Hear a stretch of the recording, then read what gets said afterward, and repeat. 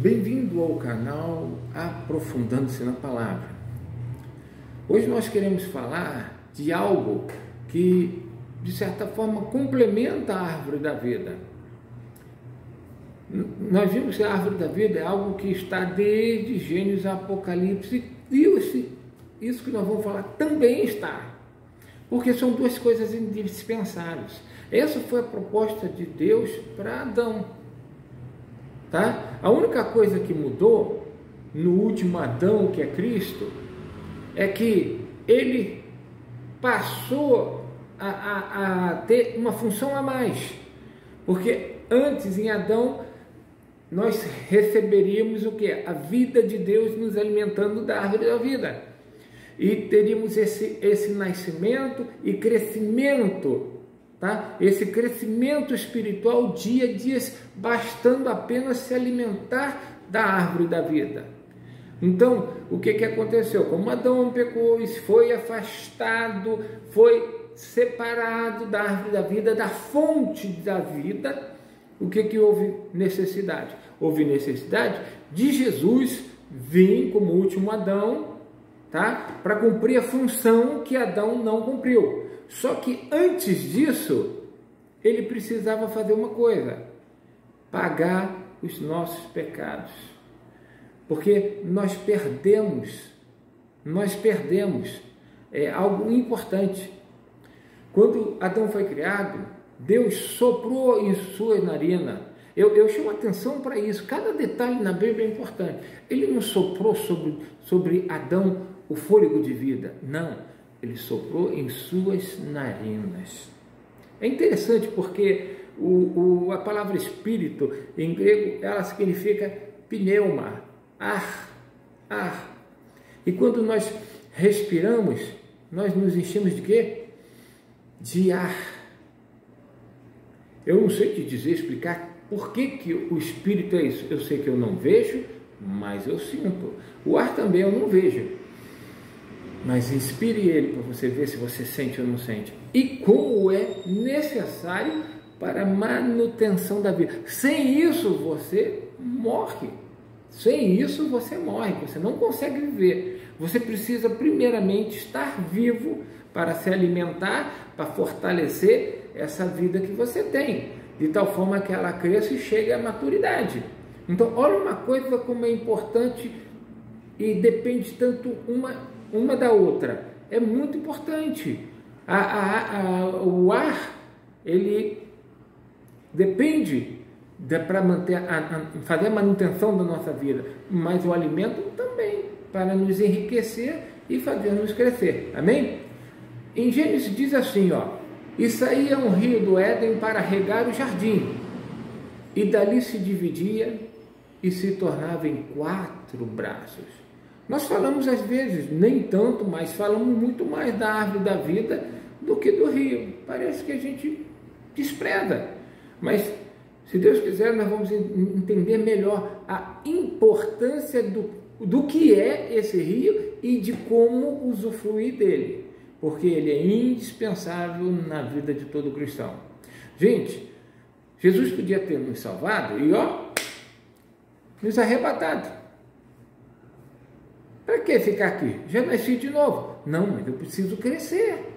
Então, por isso que Deus nos deixa aqui, passando alguns anos, uns mais, outros menos, mas para você ter tempo de desenvolver a salvação, né? Operando a salvação. Não é isso que Paulo fala? Para operando essa salvação em nós. Então, isso precisa dar efeitos de vida em nós. Grau a grau, degrau a degrau, mas nós vamos crescendo até a estatura de varão perfeito. Amém? Então, olha, em Apocalipse também fala isso. E mostrou-me o rio puro da água da vida. Olha, aqui fala da água da vida, rio da água da vida. Lá em Gênesis não falava isso, né? Falava, isso aí é um rio do Éden, para pegar o jardim. Então, parece que algo aqui mostrou que deu-nos um entendimento melhor e maior. Do que? De que esse rio não é um rio qualquer, mas de águas vivas. Tá? E diz assim então, e mostrou-me o rio puro da água da vida, claro como cristal, que procedia do trono de Deus e do Cordeiro. Ele está falando desse rio de Gênesis. Porque ele está tanto em Gênesis quanto em Apocalipse. Sabe o que significa? Que durante esse tempo, até o diabo, tá? Que diz que é a antiga serpente, como é que ele se apresenta lá, é apresentado no final em Apocalipse? O dragão, a antiga serpente. Ele desenvolveu também, passou a ser um dragão, não só uma serpente, mas passou a ser um dragão. Então a Bíblia mostra tudo, está envolvido a vida, e a vida precisa crescer, e quando ela cresce, ela traz as suas consequências desse crescimento. Amém? O cristão precisa crescer. Nós não estamos aqui esperando Jesus voltar para ir para o céu, tá? Ou coisa assim. Gente, eu estou aqui, sabe para quê? Para me preparar, Olha só, o povo do Egito lá, saiu do Egito, tá? Que significa o quê? Que foram salvos, mas chegaram no deserto, não conseguiram entrar na terra prometida. De todos aqueles que saíram, só 2, Josué e Caleb, entraram na terra prometida. Mas por quê? Eles morreram, perderam a salvação? Não, eles não voltaram para o Egito, embora até sentiram saudade do Egito, mas não voltaram para o Egito. Por que aconteceu? Eles foram salvos, mas não estavam preparados suficientes para entrar na terra prometida, para serem arrebatados. Eu já falei isso no último estudo, mas é importante, eu gostaria que você pare e pense. Se Jesus vem buscar a igreja para as bodas do Cordeiro, porque vai haver o quê? O anticristo reinando aqui, uma semana de 7 dias, o Senhor livra a sua noiva, arrebata, e o que faz com ela? Casa-se com ela, e depois no meio dessa semana, chamada a grande tribulação, tá? Ele vem e põe ordem na casa, tá? E o que acontece? Ele julga, ele reina 1000 anos, e ele ainda vai prender o diabo, vai reinar durante 1000 anos, depois vai o quê? Fazer o quê? Julgá-lo e condená-lo no inferno, e depois o inferno é lançado no lago de fogo, onde ele ficará eternamente.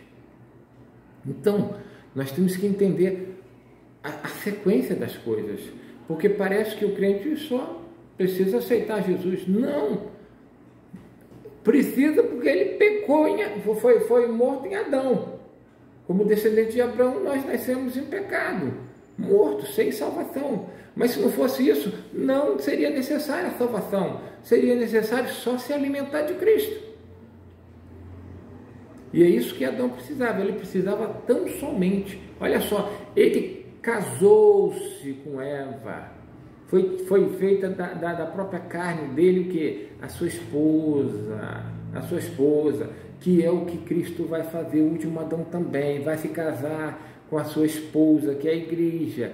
Tá? Não precisou remissão de pecado nenhum nisso aí. O problema é que hoje nós precisamos da remissão dos pecados, porque os nossos pecados fazem separação entre nós e Deus. Quando Adão ainda não tinha pecado, ele tinha como receber essa vida em abundância, sem precisar que Jesus morresse por ele ou coisa assim. Jesus, ele vai fazer todo esse trabalho na nossa vida na medida em que nós entendermos isso e nós nos apresentarmos, buscarmos, tá? Ele é rico para com todos aqueles que o invocam. Nós precisamos invocar esse Deus maravilhoso na nossa vida. Nós temos que deixar Ele agir na nossa vida. Uma expressão tão grande, mas como é que Deus age na nossa vida? Às vezes a gente fala isso sem perceber, sabe? E a gente usa uma maneira errada por não entender esse sistema da árvore da vida e do rio. A gente comete erros e querendo crescer espiritualmente e não cresce porque usa o caminho errado. Jesus é o caminho, a verdade e a vida. Então, nesse caminho nós vamos seguir, mas é um caminho de vida, é um caminho de vida. Não tem esse caminho se não houver essa vida que ele vai fazendo crescer cotidianamente em nós, nos preparando para o que vem pela eternidade. Amém? Deixa eu falar só mais algumas coisas, quer ver? Tudo em Gênesis, então, é como semente. No princípio, nós temos a árvore e o rio. E no final, também temos. Só que ali nem diz, já acrescentou algo, diz que é o rio de águas vivas, coisa que em Gênesis não foi dito. A proposta de Deus é que tenhamos vida e tenhamos abundância. Isso tem que ficar assim marcado na nossa vida, nós não esquecermos isso nunca. Por isso que eu insisto nisso, porque na minha prática, né, de vida cristã, não era isso. Parece que eu já recebi a vida quando eu nasci, então não me preocupava mais com não, eu preciso, ele veio me dar vida e vida abundante, então eu só recebi a primeira porção de vida. Eu quero mais, eu tenho que buscar mais, eu preciso comer mais para receber dessa vida, porque essa vida é para ser comida. Se Adão comesse da árvore da vida, estaria tremendamente abençoado. O crescimento espiritual de todo cristão depende dele entender esse princípio e desfrutar de Cristo como alimento. Quando você entra na presença de Deus, você sente o mover de Deus, você se sente ali desfrutando um momento especial com Deus. Você desfruta da presença de Deus, você desfruta de tudo que Ele tem para lhe dar. Então, esse desfrute é representado na árvore da vida quando você pega uma fruta da árvore e você come e se delicia, porque aquilo é gostoso, aquilo faz bem e é saboroso. É isso que a Bíblia nos refere quando ela demonstra esse desfrute nosso de Cristo. Nós precisamos desfrutar de Cristo assim todos os dias. Todos os dias. Em oração, sim. Mas tem muita oração que não passa do teto. Se nós orarmos em espírito e em verdade, como nós o adorarmos em espírito e em verdade, essa é a palavrinha-chave, em espírito. Você sabe quando você está em espírito? Você sabe se colocar no espírito agora, nesse momento que você está me ouvindo? Esse é o problema do cristão. Agora, nada que a gente faça na nossa vida tem valor, nada. Pela vida humana, não tem valor nenhum. O que eu posso oferecer a Deus? Porque, veja bem, tem cristão que procura, parece que ele vive no Velho Testamento, porque ele quer cumprir as leis. Ninguém cumpriu a lei. Por quê? Porque o homem não tem capacidade. Então você acha que porque você agora nasceu de novo, tá? Aí é que está. Pelo novo nascimento você pode, mas você não faz corretamente, sabe? Só porque você aceitou Jesus, é crente, nasceu de novo, agora você acha que você, cumprindo os mandamentos do Senhor, você está agradando a Deus, você está fazendo... Não, depende de como você cumpre os mandamentos do Senhor. É essa a diferença. Parece que eu estou sendo chato com se alimentar da palavra, com se alimentar da árvore da vida, e agora com o rio. Mas por quê? Porque a maneira pelo qual Adão não era para comer de qualquer árvore, não. Para ele continuar crescendo espiritualmente, ele precisava se alimentar da árvore da vida. Para isso, Deus o capacitou. Como? Está escrito lá em Gênesis, né? Ele soprou o fôlego de vida sobre Adão. Foi isso que a Bíblia fala? Não. Em suas narinas. É estranho. Por quê? Porque Deus não podia ter soprado sobre eles, e ele seria, nascia de novo e se enchidos de Deus? Não. Porque ele não tinha o Espírito. Importa que nós adoramos em Espírito e verdade. O nosso relacionamento só funciona com Deus em Espírito. Entenda isso, é só através do Espírito, tá? Por isso que ele restaurou o espírito caído em nós, morto. Ele nos deu uma nova chance. Veja bem, assim como Ele soprou na nossa narina, Ele sopra para que o Espírito venha e habite no nosso espírito. Se não tivesse esse, vamos dizer assim, recipiente do nosso espírito, aonde o Espírito Santo ia habitar em você? Na tua alma? Na tua alma? Ou pior ainda, no teu corpo? A carne? Às vezes os cristãos não têm ideia de que, apesar dele ter nascido, a sua carne continua maléfica. Maléfica. Por quê? Se inclinar para a carne ou se inclinar para o espírito. A palavra, se inclinarmos para a carne, é morte. Se inclinarmos para o espírito, é vida e paz. Então você percebe que há uma escolha que nem da árvore da vida ali para Adão, todo dia. O que você escolhe? O que você escolhe? Andar no espírito ou se inclinar para a carne? Percebe? Porque os dois não dá. Os dois não dá. Não dá para fazer os dois. Não dá para servir a dois senhores. Percebe que na carne tá, o pecado habita e o Senhor ali é o diabo. E no Espírito quem habita é o Espírito Santo, é Deus. Por isso que é vida e paz. Tudo é uma questão de vida. Que vida? A vida Zoe, a vida de Deus, que é eterna. E porque nós a temos, nós também nos tornamos eternos. Mas eu não estou preocupado de viver eternamente. Eu estou preocupado de viver com Deus.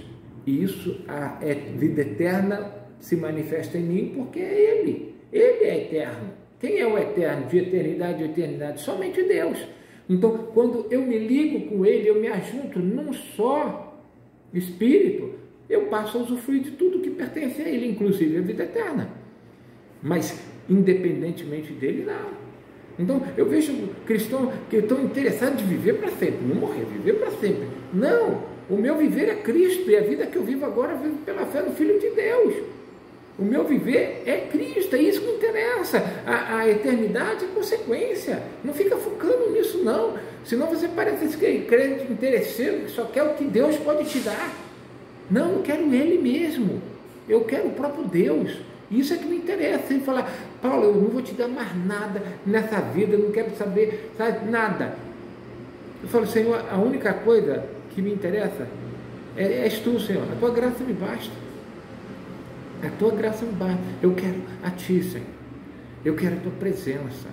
Nós temos que ser como aquela mulher apaixonada pelo seu esposo e que quer viver como um só com ele. É isso que nós temos que ter. É isso que ele quer. Você casaria com uma mulher que não fosse assim? Ou você, mulher, casaria com um homem que não te amasse assim? Só tivesse interesse? Não. O nosso interesse é Deus. Sabe? Independentemente do que Ele possa me dar ou deixar de dar. Eu tenho que estar apaixonado por Ele. Nós cristãos somos um povo apaixonados por Deus. Tanto é que nós damos a nossa vida, se for necessário, por Ele. Porque nós o amamos.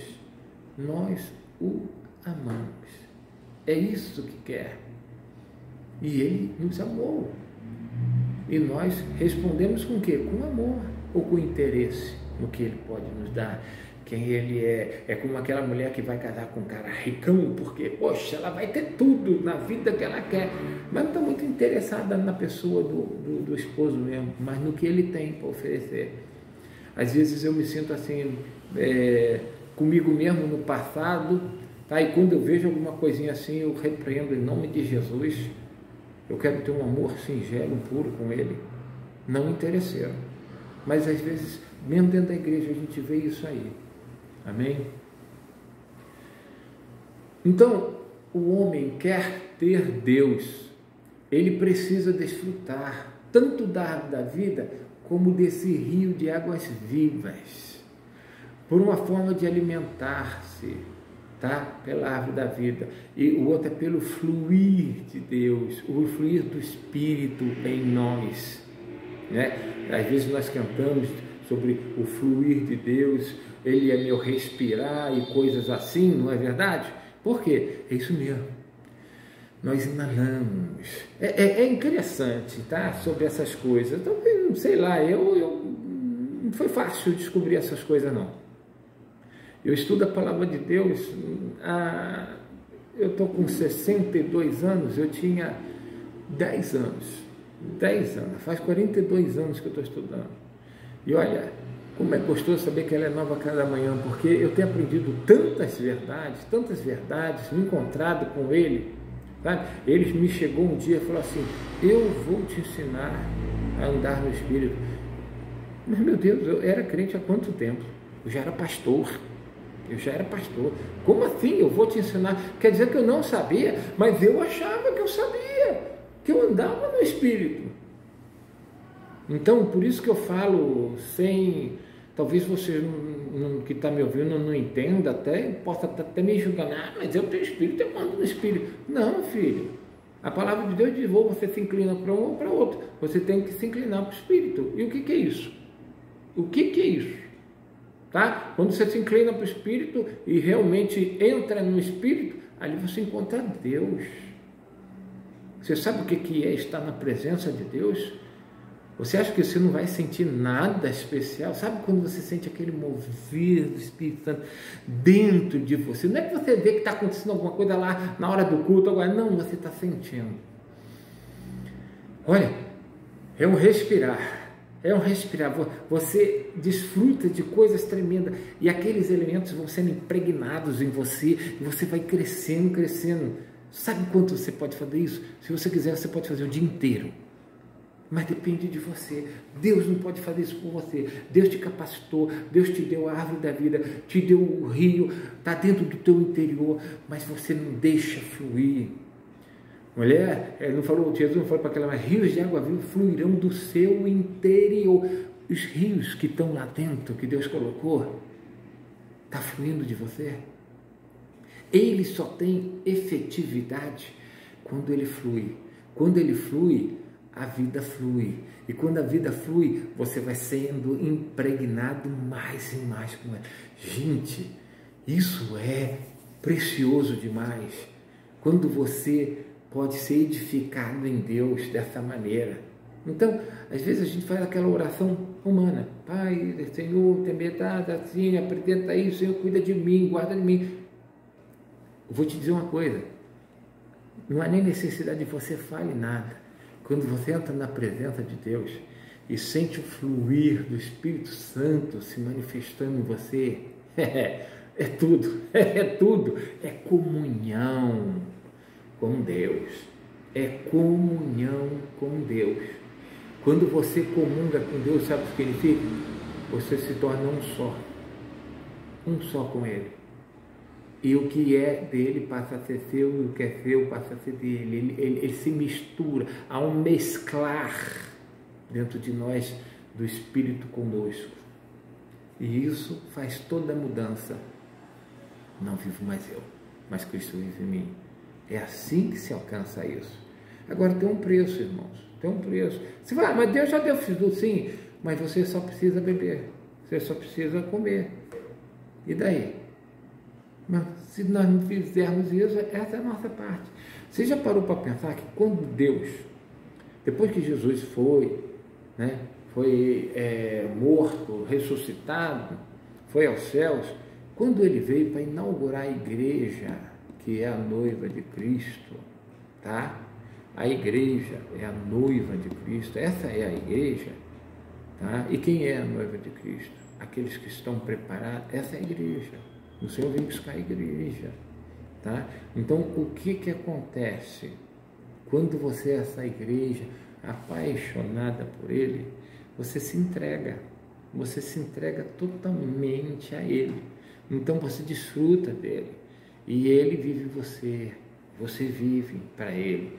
Então, nós vamos de fé em fé crescendo, amém?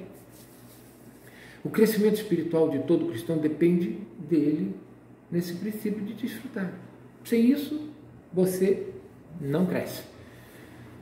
Tem uma passagem aqui que eu queria ler, em Salmo 36, 8, 9. Olha só o que fala. eles se fartarão da gordura da tua casa, e os farás beber da corrente das tuas delícias, porque em ti está o manancial da vida, na tua luz veremos a luz. Você está percebendo isso? Que é isso que essa é a proposta de Deus. Deus não quer que você fique fazendo. Não. Deus não está querendo que você faça coisas para Ele. Ele quer que você viva para Ele. É só isso. Entende aquela passagem de Marta e Maria?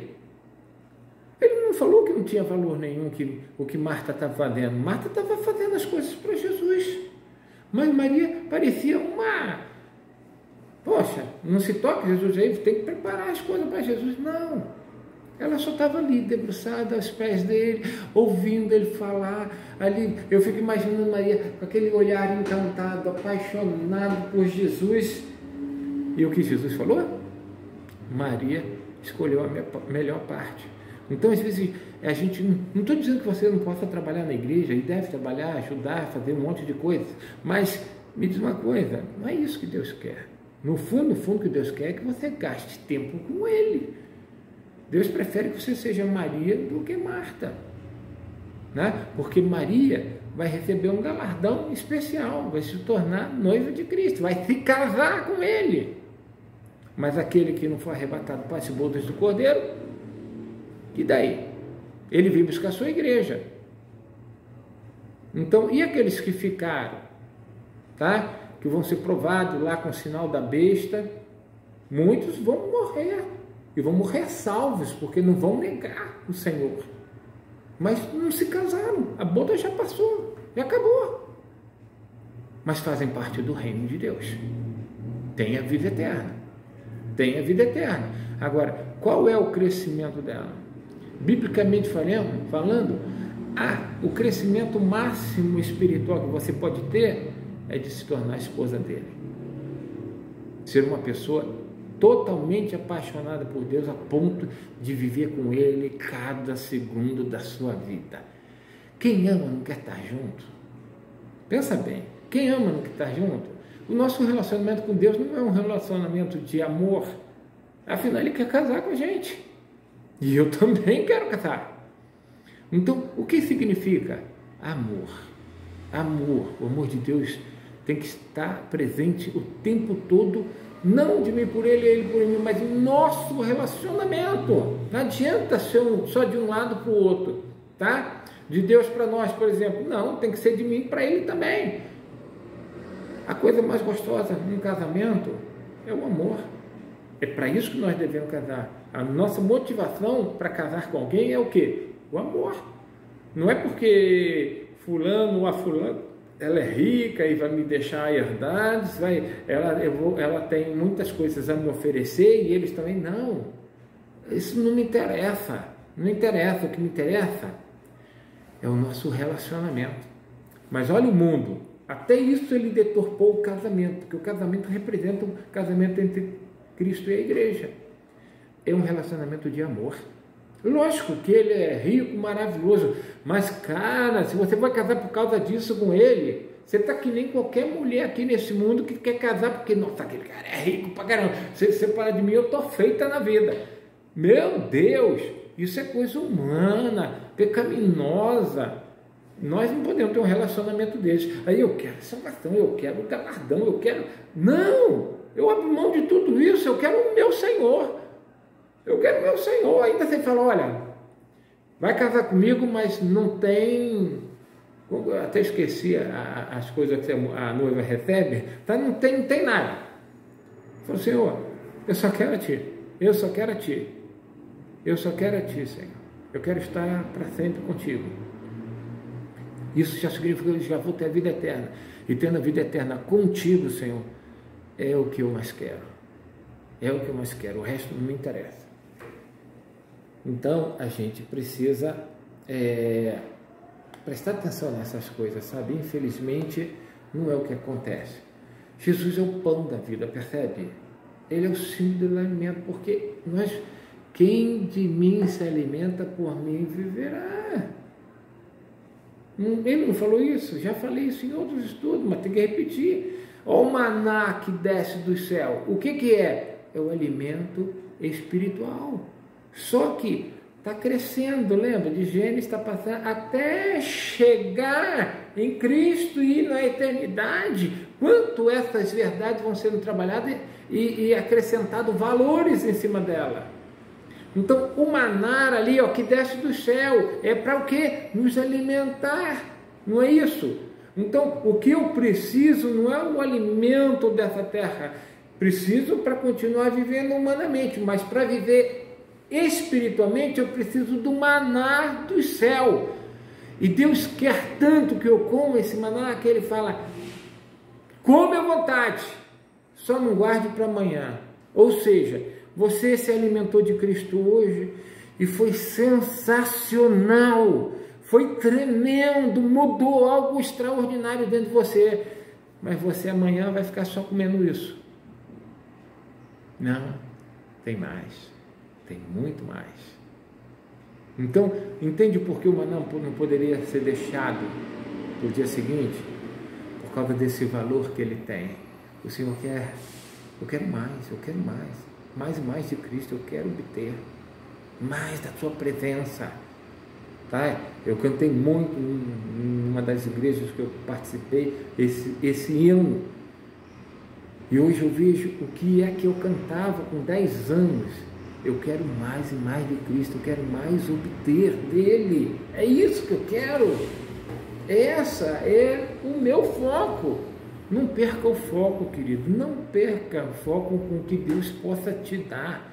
Eu quero Ele, eu quero a vida dEle, eu quero fluir dEle no meu interior, amém? Ele é rico para com todos os que invocam. Você sente a presença de Deus?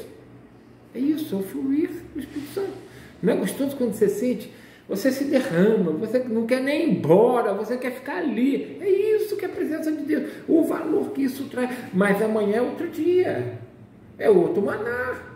Não dá para guardar esse maná para amanhã. Amanhã eu quero outro. Eu quero outro com mais propriedades alimentícias, de vitaminas espirituais. Você sente o fluir de Deus? Eu espero que você sinta, tá?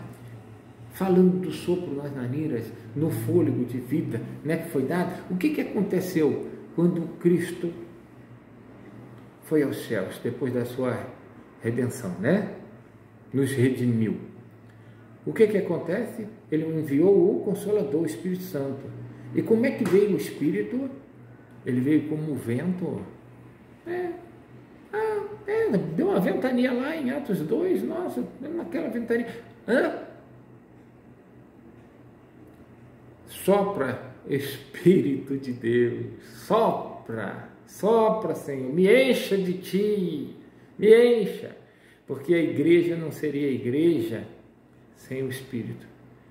Então, se ela não recebesse o poder de Deus ali na vida dela, de forma mínima, precisaria desenvolver, como tudo tenho falado que precisa desenvolver, a igreja não seria nada,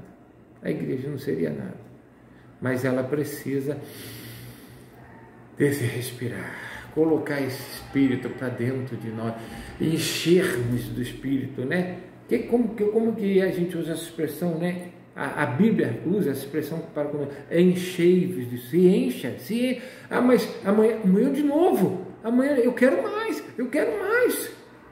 tá? Ela falou, encha-se do Espírito e agora fica só guardadinho, fecha a chave para ele não, com chave para ele não sair. Não, enchei-vos, enche hoje, enche amanhã, enche depois, encha-se da presença dele. Isso transforma todo o seu ser.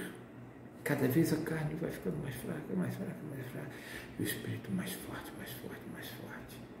Adivinha se ele não vai querer casar com você? Amém, né? Eu quero casar com ele. Então a vida de Deus está em nós e precisa fluir do nosso exterior. Se ela ficar só lá em nós parada, não adianta, ela não cresce. É pelo fluir que ela cresce. Rios de água viva vão brotarão, vai brotando. É uma fonte que jorra para a vida eterna, não é isso que a palavra de Deus fala? Quanto mais essa vida flui em nós, queridos, mais crescemos em novidades de vida, semelhantes a Ele. Cada vez nos tornamos mais semelhantes a Ele. Se eu estou comendo, me alimentando da palavra, vivendo através dele, cada vez eu vou ficando mais semelhante a Ele. Cada vez eu vou me tornar, até que chega uma hora que eu me torno um só. Você percebe o que quer dizer quando Deus falou que criou o homem à sua imagem e semelhança? Mas Ele criou como um vaso vazio para ser preenchido e dar vida a tudo isso. Agora, isso precisa ser cumprido na nossa vida. Então, eu fico pensando assim, mas eu já aceitei Jesus. Cara, voltou ao ponto zero. Adão estava nessa situação. Antes dele comer do conhecimento do bem e do mal, estava na situação de qualquer cristão que nasceu de novo. Sabe? De qualquer um que se tornou um cristão, né? Porque nasceu de novo. Está no mesmo ponto. Agora, se ele não comer da árvore da vida e beber dessa água, como é que fica? Entendeu? Então, o que a gente acha que é o ponto final é o ponto inicial. É o ponto inicial. Eu voltei lá em Gênesis junto com Adão, estou lá, sabe, sendo oferecido a mim a árvore do conhecimento do bem e do mal, é a árvore da vida. Qual que eu vou comer? Você nasceu de novo para errar de novo. Tá? Então, você recebeu, tá? Como Adão tinha o Espírito, você recebeu o Espírito, mas se você comer da árvore do conhecimento do bem e do mal, e Deus é tão bondoso, que cá entre nós comemos sim da árvore do conhecimento do bem e do mal. Em quantas coisas, às vezes, dentro de um dia só, a gente faz isso. Por isso que Jesus sabiamente nos ensina: Pai, perdoa os nossos pecados. É a oração que Ele nos ensina, né? Perdoa os nossos pecados. Quer mais do que isso?